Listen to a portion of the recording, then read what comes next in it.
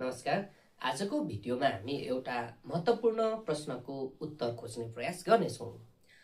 America र इरानको युद्धमा वास्तवमा कसले जित्दैछ?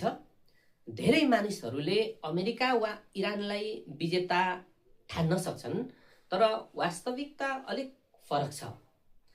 पर्दा पछाडि बसेर पनि एउटा देश यस्तो छ जसले यो सम्पूर्ण अवस्थाबाट सबैभन्दा ठूलो फाइदा उठाइरहेको देखिन्छ। अहिले विश्व राजनीति निकै जटिल अवस्थामा पुगेको देखिन्छ। अमेरिका र इरान बीचको तनाव र युद्धले विश्वको ध्यान तानिरहेको छ। धेरैजसो मानिसहरू यो युद्धलाई केवल बम आक्रमण र क्षतिको आधारमा हेरिरहेका छन्। उनीहरू सोच्छन् कसले बढी शक्ति प्रयोग गर्यो वा कसले बढी क्षति पुर्यायो, तर वास्तविक खेल यही समाप्त हुँदैन। असली खेल त पर्दा पछाडि भइरहेको देखिन्छ, जहाँ चीन शान्त रूपमा आफ्नो रणनीति अघि बढाइरहेको देखिन्छ। चीनको रणनीति निकै पुरानो र गहिरो छ। उनीहरूको सोचाइ के हो भने सबैभन्दा ठूलो जित भनेको बिना लडाई जित्नु हो। अहिले अमेरिका र इरान एक अर्कासँग लडिरहेका छन्, जसले गर्दा दुवै देश कमजोर बन्दै गइरहेको छन्। तर चीन भने यो अवस्थामा प्रत्यक्ष रूपमा नलडे पनि आफ्नो आर्थिक र राजनैतिक शक्ति बलियो बनाउँदै गइरहेको छ। बीचमा युद्ध रोक्ने प्रयास पनि गरिएको थियो।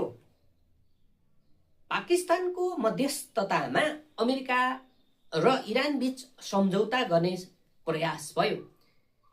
केही समयका लागि युद्ध विरामको घोषणा पनि गरियो, तर इजरायलले त्यो सम्झौतालाई स्वीकार नगरेपछि फेरि स्थिति बिग्रियो। यसले देखाउँछ कि यो युद्ध केवल दुई देश बीचको मात्र होइन, यसमा अन्य शक्तिहरू पनि गहिरो रूपमा जोडिएका छन्। अब आर्थिक पक्षमा हेर्ने हो भने अझ स्पष्ट चित्र देखिन्छ। अमेरिका युद्धमा अत्यधिक खर्च गरिरहेको छ। उसले अरबौं डलर खर्च गरिरहेको छ र उसको ऋण दिन प्रतिदिन बढ्दै गइरहेको छ। अर्कोतर्फ चीनले यो अवस्थालाई अवसरको रूपमा प्रयोग गरिरहेको देखिन्छ।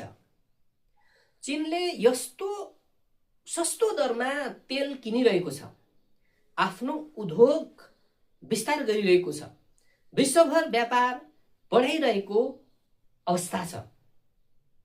चीनले विभिन्न देशहरूसँग ठूला परियोजनाहरूमा सहकार्य गरिरहेको छ, जसले गर्दा धेरै देशहरू चीनतर्फ आकर्षित भइरहेका छन्।